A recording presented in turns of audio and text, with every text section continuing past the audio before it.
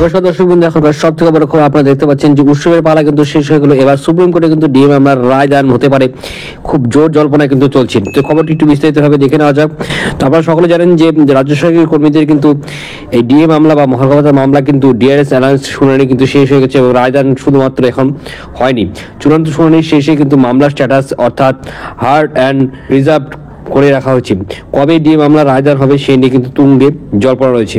DA মামলা কিন্তু নিয়ে কিন্তু জোর জল্পনা চলছে। তো রাজ্য সরকারি কর্মীদের মধ্যে কিন্তু রায়দান কবে সে নিয়ে অপেক্ষা চলছে।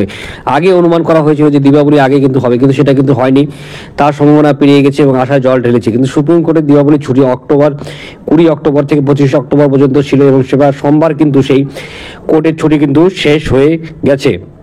এবার আপাতত কিন্তু অক্টোবরের প্রায় শেষের দিকে শোনা যাচ্ছে যে নভেম্বর মাসে ডিএ মামলার রায়দানে হওয়ার সম্ভাবনা কিন্তু রয়েছে। এবার সরকারি কর্মীদের একাংশের মতে কিন্তু নভেম্বরের মধ্যে বা চলতি বছরের মধ্যেই কিন্তু ডিএ মামলার রায়দান দিতে পারে সুপ্রিম কোর্ট। উল্লেখ্য, আবার 22 ডিসেম্বর থেকে 1 জানুয়ারির মধ্যে সুপ্রিম কোর্ট বন্ধ থাকবে, তার আগে কিন্তু ডিএ মামলার রায়দান বেরোনোর সম্ভাবনা রয়েছে। উল্লেখ্য, ডিএ মামলা চূড়ান্ত শুনানির দিন কিন্তু সুপ্রিম কোর্টের নির্দেশ ছিল ডিএ মামলার সব পক্ষের রিপোর্ট জবাব করতে হবে। সেই মতে কিন্তু এবার রাজ্য সরকার কিন্তু মামলাকারী অর্থাৎ রাজ্য সরকারি কর্মীদের কিন্তু একাধিক সংগঠনের পক্ষ থেকে কিন্তু রিপোর্ট পেশ করা হয়েছে বলে সুপ্রিম কোর্টের অনুযায়ী আপাতত রায়দানের অপেক্ষায় রয়েছে সকলে। অক্টোবর মাসের শুরুর দিকে শোনা যাচ্ছে কিন্তু সুপ্রিম কোর্টে ইতিমধ্যে ডিএ মামলা ইস্যুতে রাজ্য সরকারের রিপোর্ট পেশ করা হয়েছে এবং তার তথ্য সহ মামলাকারী এবং সংগঠনগুলির রিপোর্ট এবং তথ্য খতিয়ে দেখার কাজ কিন্তু প্রায় শেষের পথে।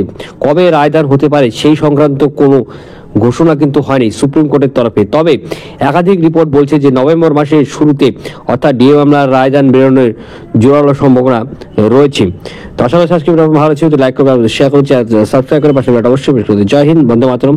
ধন্যবাদ ভিডিওটি দেখার জন্য।